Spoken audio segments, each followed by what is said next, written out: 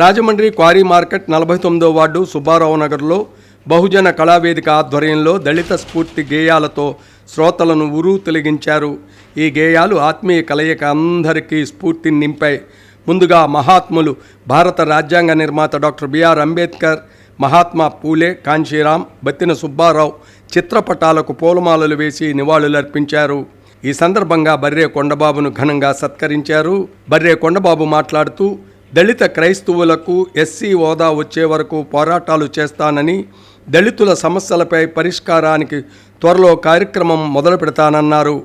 ONGC DMR Shekhar మాట్లాడుతూ పోరాటాలతోటే ఎదిగిన బర్రే కొండబాబును అభినందించారు.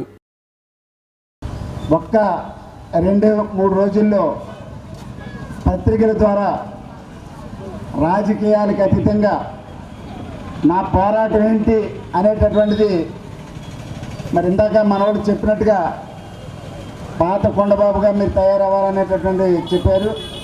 పాత కొండబాబే కాదు, కొత్త కొండబాబే కాదు, ఎప్పుడు ఒకే పద్ధతిలో నేను వెళ్తూ ఉంటాను. కానీ ఈ రోజు నుంచి రాజకీయాలకు అతీతంగానే నా పోరాటం ఏంటనేది ఈ రాజమండ్రిలో చేసి చూపిస్తానని చెప్పేసి అందరికీ తెలియజేస్తున్నా.